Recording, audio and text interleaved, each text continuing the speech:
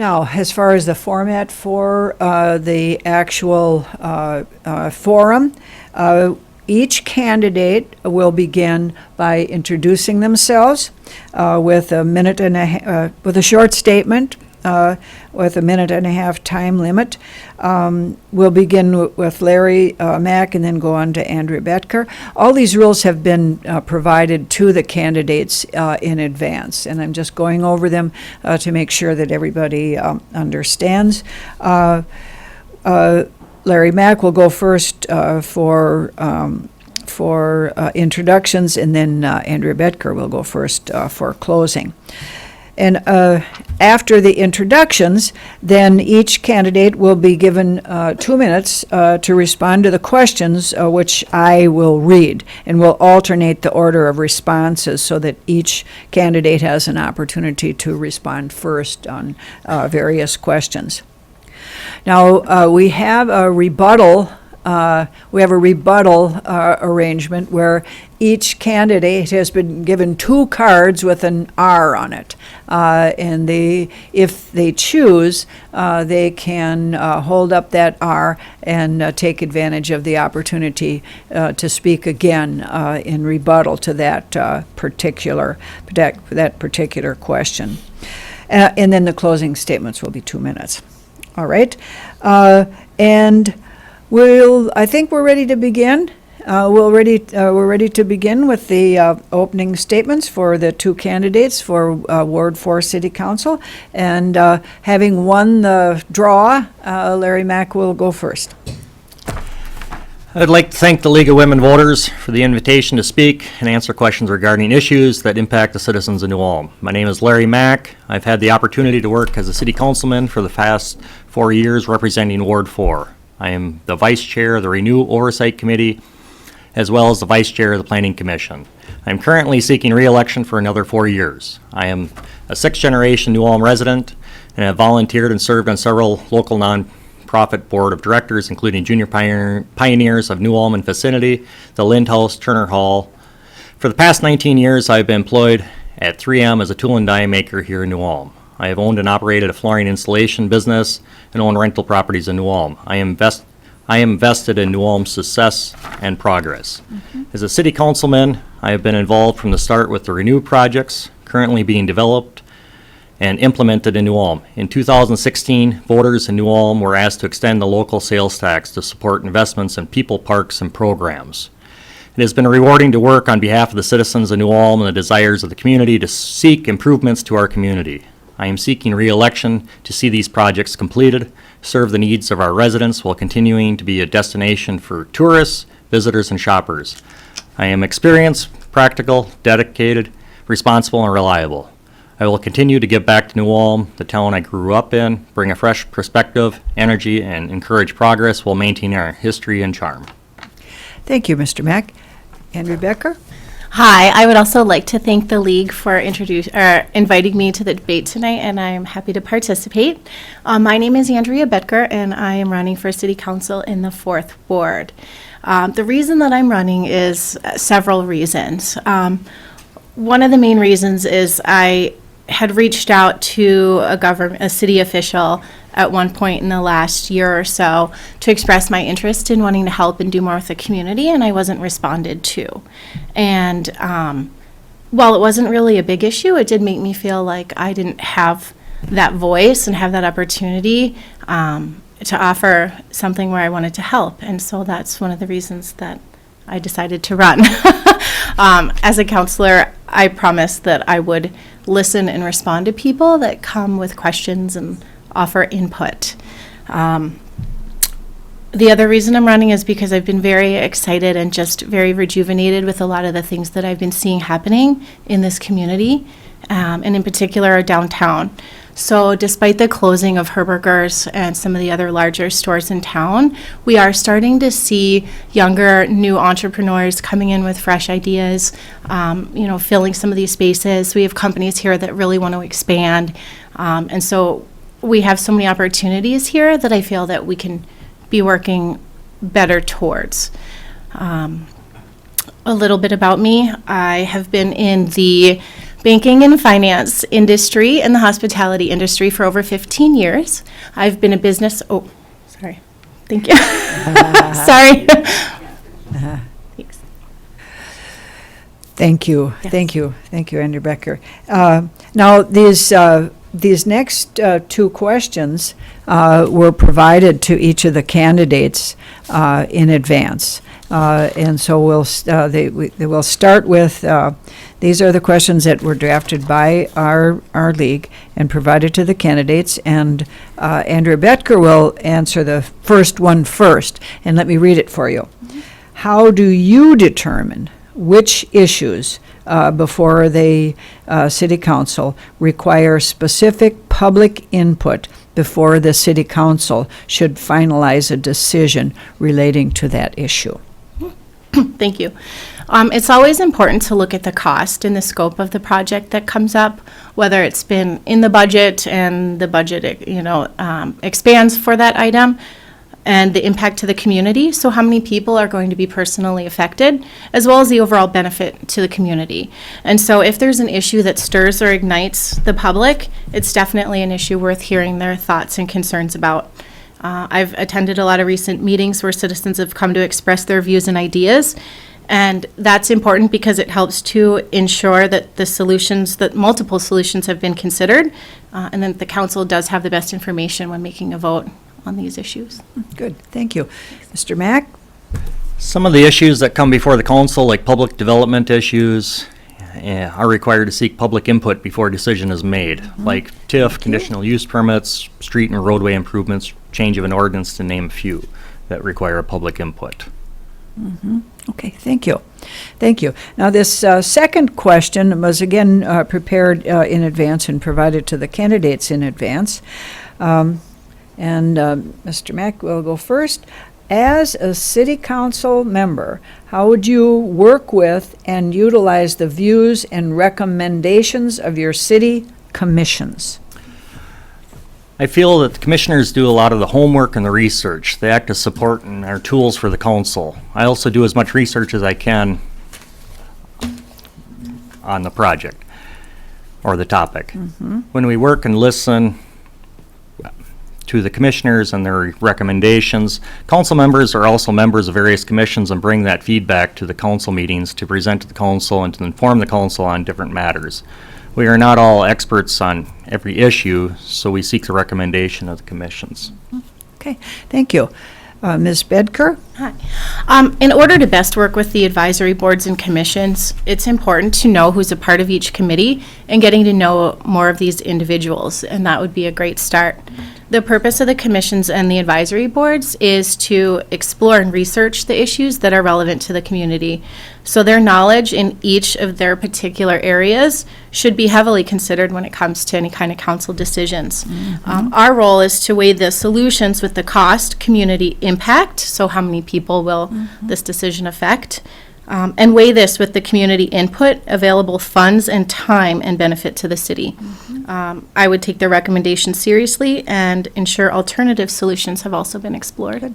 Thank you. Thank you. Now, the next question is a little open-ended. We'll give it to Ms. Bedker first. Why do you think you are the best person to do this job?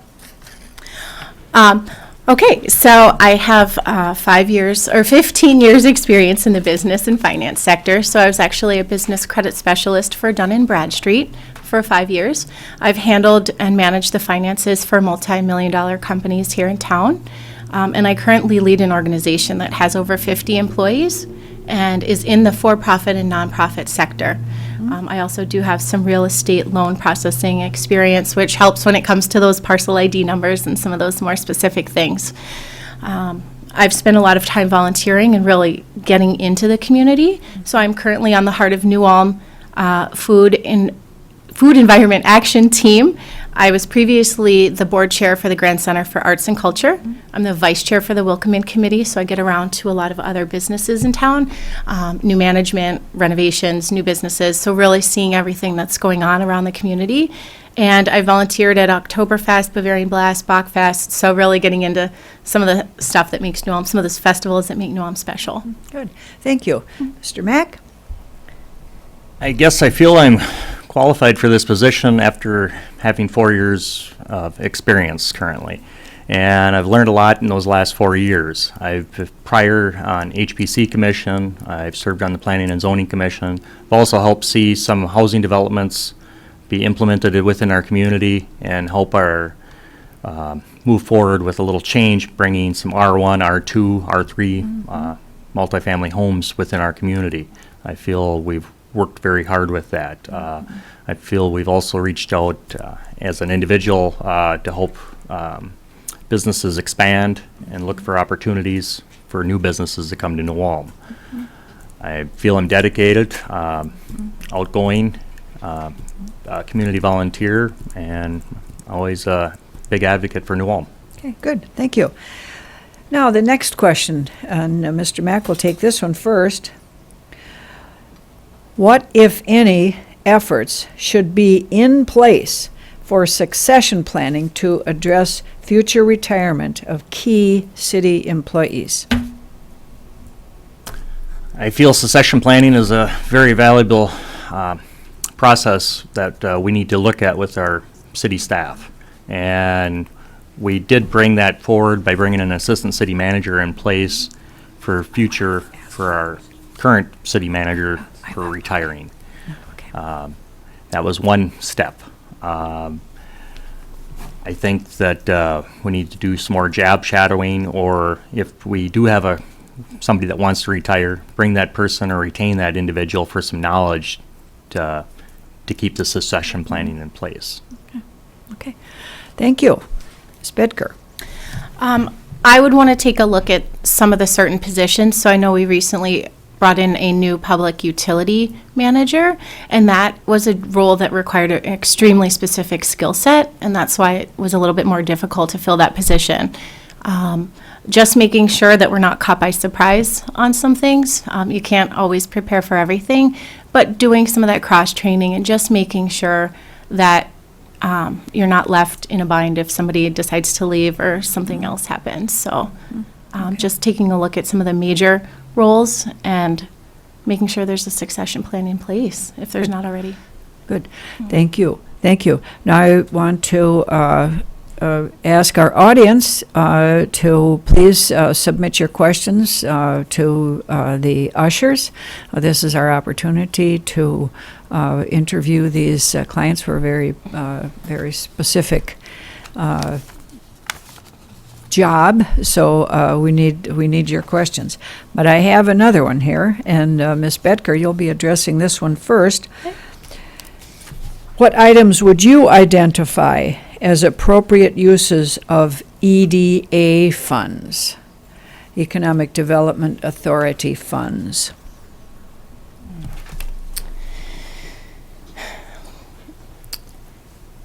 Some appropriate uses would be maybe fixing up some of the older homes in town that could be used for that type of housing.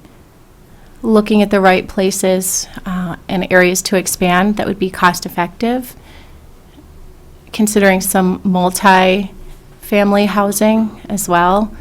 I did speak with someone the other day on this issue, and they really believed that using the funds to fix up what we already have is going to be best for the community. And I do agree that there are some areas that could benefit from improvement and then serve an additional purpose as well, so not just continue to age. Okay, good, thank you. Mr. Mack? I think with EDA, we could use some programs like maybe perhaps bring back like a This Old House program to encourage young professionals to remodel a older home, give them some incentive to rehab them. We can't just always continue to start with brand new construction in some cases. Some people need starter homes. I think we can also look at other grants and loan opportunities for business owners to help encourage new business uses, rehab buildings within our community, some tax credits perhaps, and look at other housing options for workforce housing within our community. Okay, good, thank you. And now the next question, Mr. Mack will be addressing first. What do you see as the future of New Ulm's downtown, and what role should the city council be playing in that future?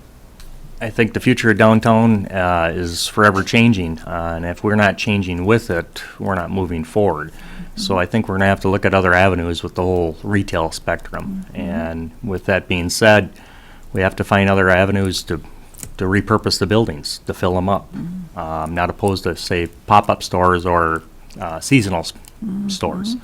And I think we need to work with the landlords. The EDA could in some capacities. I don't know what those are at this point in time or what those are going to cost to fund, but I think we have to keep our options open and in those capacities. Okay. Ms. Bedker? City council role, I'm looking more at the role perhaps of the city to partner with some of the resources that we already have available. So we already have a downtown action team. We already have the New Ulm Business and Retail Association, and we have an assistant city manager that's tasked with economic development. So I would love to see them putting their heads together to come up with some more creative ways. Pop-up stores have been something that's been an option, maybe parsing out some of the other locations, again, working with the landlords, giving them some incentives as far as rehabbing them so that they can fit some of these newer, different types of businesses that we'd like to see downtown that we do see in other communities as well. Good, thank you. Another question here. Do you, Ms. Bedker, you'll answer this first. Do you feel our Renew projects are moving forward in a timely manner? And if not, what do you believe the reason for delay?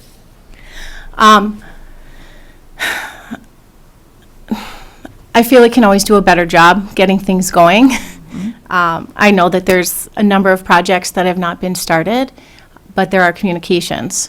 I'm actually going to be working with Turner Hall on that Renew project and that expansion. And so it's good to see that we are making some progress. We recently met with the city, are getting a big business plan together, and we'll be presenting that soon so that we can start moving forward on that. So a lot of the preliminary stuff has been done. But it's just a matter of continuing to move forward with some of these projects. The Johnson Field project I know is very important because of some events that we have coming here for baseball. That would be great for the community. And so just looking to move those things forward. Do I think that it's been stalled? It's a tough issue because there's so many different projects and approvals and things, but I think it's important to just keep working towards getting them off the ground and getting things rolling so that the funds can be used wisely and completed on time. The longer we wait, the more cost goes up. We're in a great economy right now, and so prices of steel and lumber and those types of things are just going to continue to increase, so it's important to get them going right away. Good, thank you. Mr. Mack? I think we are going a little slow in some capacities, but we still have a lot of unknowns. We don't have locations defined for all projects at this point in time.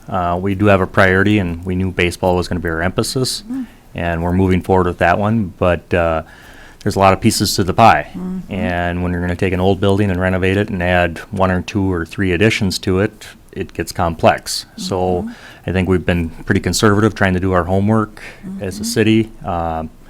With trying to make sure we're going to have adequate footings and things of that nature. So, but overall, I think we're moving forward. We're continuing to meet, and hopefully we can get off to a good start and get it built on time, on budget, and on schedule, and meet the community's needs. Good. Thank you.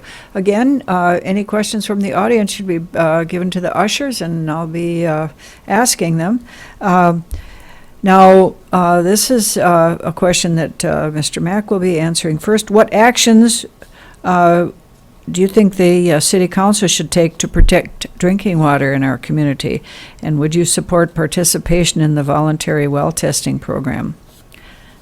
I would support voluntary testing in the well. you. within our community, and I think drinking water is very important to our community in all Thank you. capacities. So, Ms. Bedker? Yes, I would absolutely support voluntary well testing. Having clean drinking water is important. Looking at, and can you repeat the question, Ruth? Yes. I just want to make sure. It's just, it has to do with drinking water. And, what action do you think the city council should be taking to protect drinking water in our community? And would you support participation in a voluntary well testing program? So some of the things the city council can do is work with the PUC and just make sure that our processes are in line with what they should be and what other communities are doing, and research ways that we can maybe do it more effectively and make sure we have very good drinking water. I drink it all the time, so it's good to me, but I just want to make sure it stays that way too. Good. Thank you. Thank you. Now, this question will be put to Ms. Bedker first. Do you feel that the city council should advocate at the state or national level for legislation that affects New Ulm? And if so, how do you see yourself fulfilling that role? It starts at the smaller levels, and so I absolutely think that there are some issues that should go to a state or national level. So to say we should never do that, I don't think is correct. There issues that we have with daycare are issues that a lot of other communities are experiencing right now as well, and that is due to some of the state regulations. And so in looking through it, I believe Minnesota has the second toughest next to California in their daycare requirements. And so maybe looking at some sensible ways that we can ease up some of those restrictions and encourage more daycare providers to provide care for children. So that would just be one example of something that should, I believe, go to the state level. Thank you. Mr. Mack? can you repeat the question? Yes. Do you feel that the city council should advocate at the state or national level for legislation that affects New Ulm? And if so, how do you see yourself fulfilling this role? I do believe that the city should advocate with the state and national level in regards. Kind of like what Andrea stated, daycare is a major issue. It's a major issue for every community, and I think we need to educate ourselves on how we can retain and get daycare within our community. Another factor is how do we get affordable housing within our community and how we can do it. And with roads and street infrastructure that's aging within communities. I'm going to ask a follow-up question, because I think this is a really important one, and that is to ask you to be a little bit more specific with regard to the state or national legislation you are the most concerned about as would affect the city council.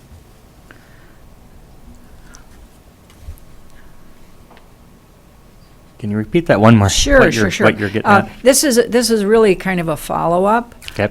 It's sort of a, first you were asked if you feel that you should advocate, and if so, what role do you see yourself playing in that advocacy? And now this is I'm asking you to amplify or follow up and say, can you be more specific about the type of legislation that you're concerned about at this state level or national level? I guess at the state level, I'd be concerned for the aging infrastructure within our community and how the state can help support us and within funding for our community. Okay. So we can be progressive. Okay. Ms. Bedker? I would agree. The Highway 14 project is something that's kind of on everyone's minds, but we just haven't gotten those funds yet. So that legislation's important, and I think they have a budget that they dispersed out of around $380 million a year. And, to prepare that road between Cortland and New Ulm itself is going to take a big chunk of that money. And so I would say that would be a big issue. Good. That I would Good. look at a little bit closer. Good, thank you. Now, I just got 3 questions in front of me, so I have to kind of sort through this. And And I'm going to ask this one to Andrea first. Would you consider joining the growing list of communities that have smoke-free city properties and are raising the age to 21 for tobacco sales? Yes. Yes, I think I think it's good for the community. A lot of other communities do it, and they see a benefit to it as well. Okay. We all know cigarettes are harmful, and so making the age 21 does make a little bit more sense, as the tobacco companies tend to try to hook them young. So I would be in favor of less smoking areas. Thank you. Mr. Mack? I also would be in favor of making smoking 21.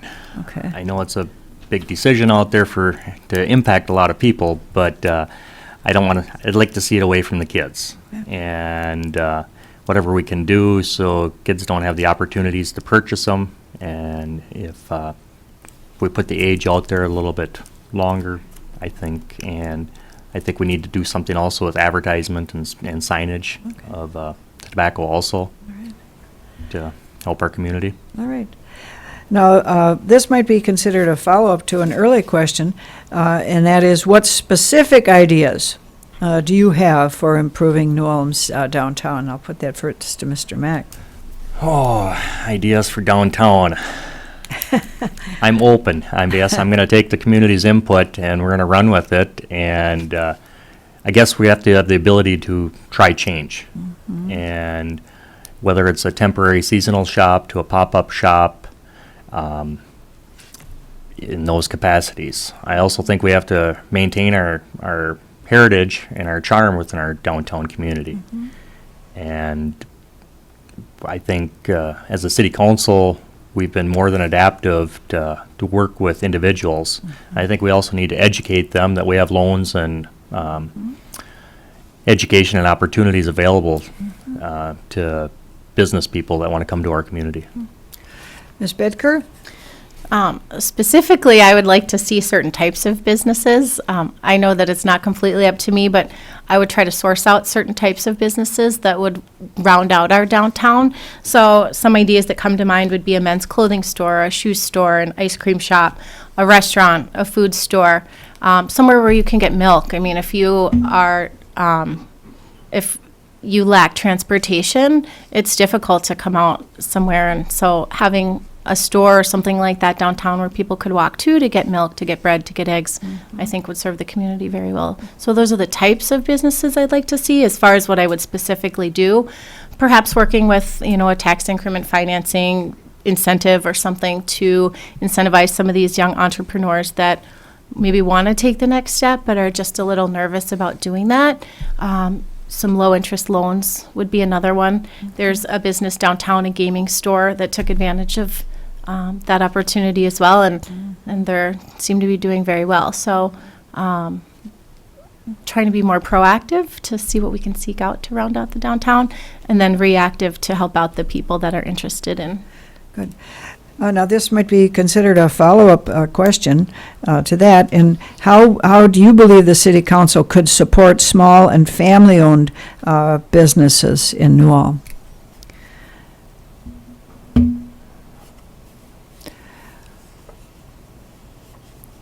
Ms. Bedker, you'll answer that first. Thank you. All right, good.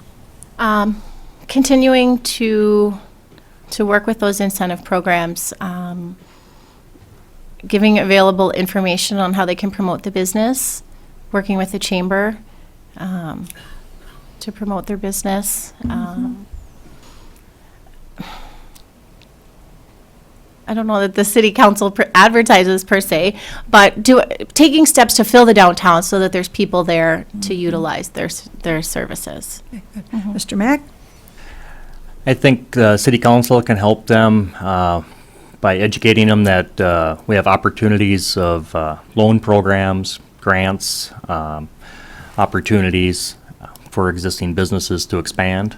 I think a lot of times people are afraid to ask, and I just have an open-minded, I think, as a city council.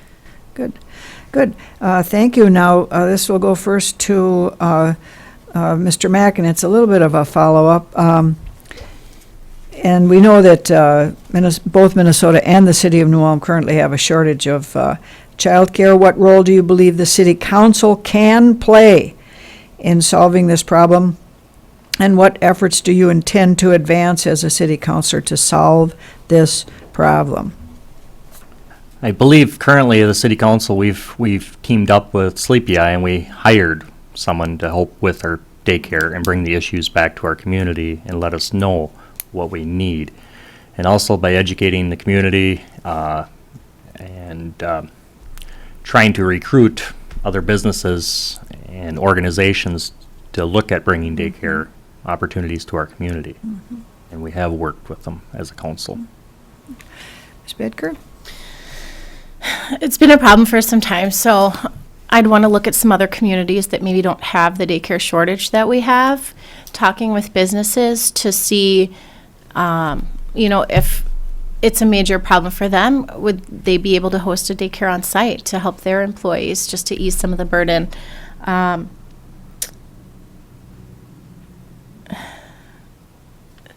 So seeing what other communities, and asking and then working at the state level to try to get some of those restrictions eased. I mean, at the council level, there's not much we can do about those state restrictions, but if we work with the state and let them know that this is a problem, that the costs are rising, that there's not enough care, that it's impacting families' ability to want to even expand at this point, that it might be time to take a look at some of the state rules and regulations and see what we can do about easing them.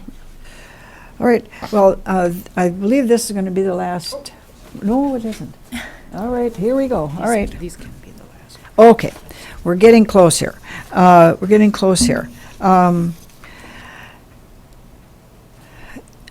I believe Ms. Bedker is going to address this first. It has to do with global warming.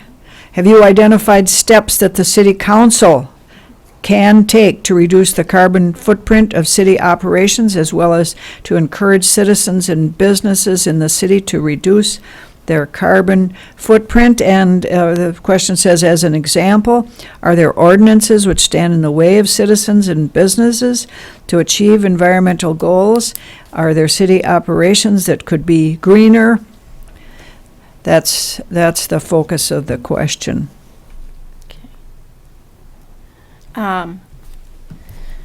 I do believe in global warming and the science behind it.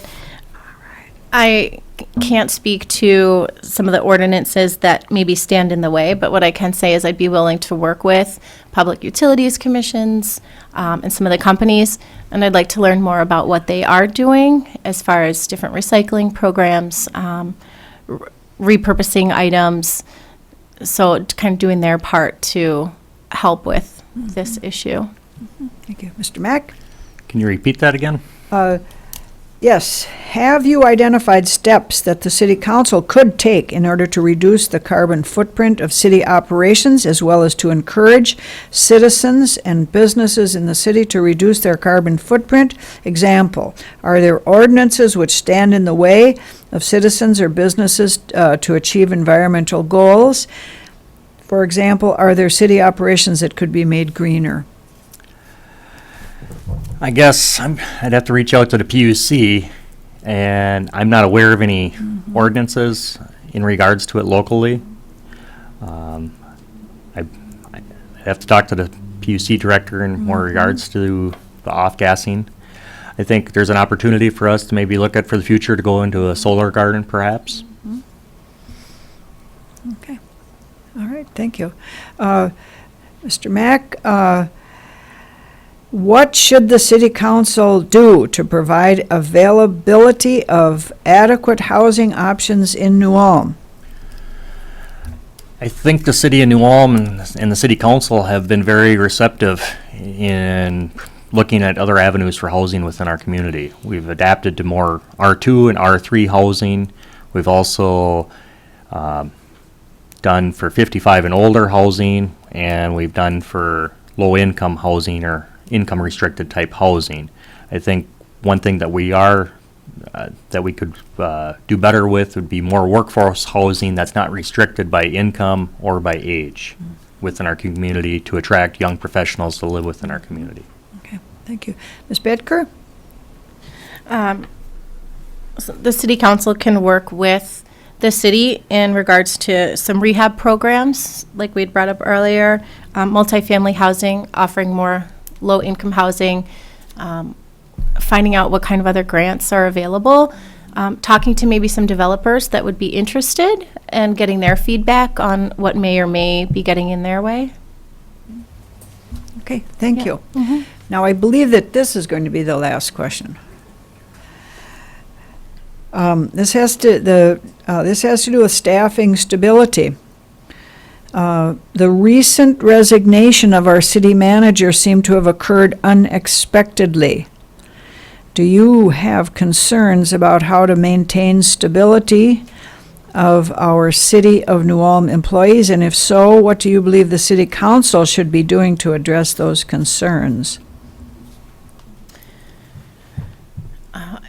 With any job, there's the potential for somebody to come and the potential for somebody to go. I think that having a contingency plan or a succession plan in place would be one good step. Working with recruiters, there's always people that are kind of waiting to take that next step. And so having a plan B, talking with the city employees and finding out, maybe is it a culture thing? Is it a compensation thing? Is it a coworker thing? What are the issues that are causing these people to leave, and try to identify it more internally and be proactive as opposed to reactive when somebody decides to make a change. Thank you. Mr. Mack? I think at any given time, things can happen where you're going to lose an employee. And I think, if you have key people in place as department heads, it'll run itself. And I think we've done a good job by bringing back another assistant city manager to have another person in charge that knows doing some succession planning within our city. And it's forever, cross-training is something I feel that we probably should do a little bit better job with also. I feel that we still will be in good hands, yet as a city we will still run. We have key people in place, and we have council members on various commissions, so. All right. Thank you. Well, we're ready to move on to our closing remarks.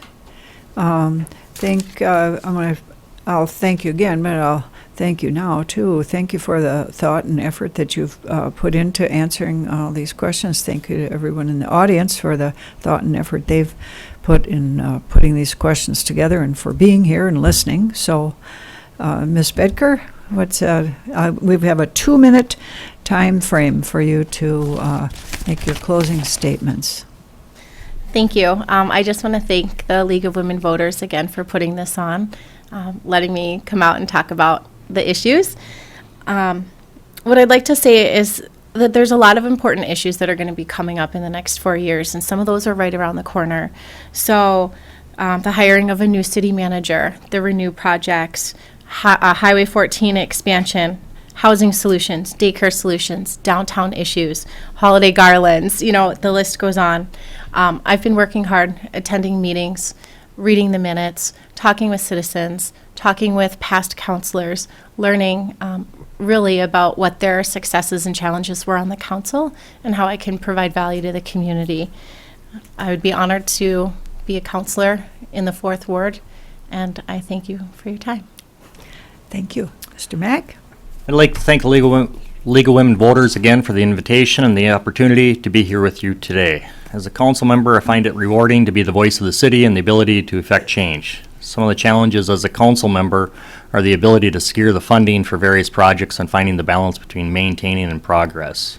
My priorities, if re-elected, would be finishing the Renew projects, seeing the National Guard facility completed, workforce housing, working with existing businesses and seeking other industries for growth opportunities. Some other things that are going to be coming up are hiring another city manager, and also, our holiday garlands and things of that nature, and trying to maintain our history and traditions, and yet being progressive.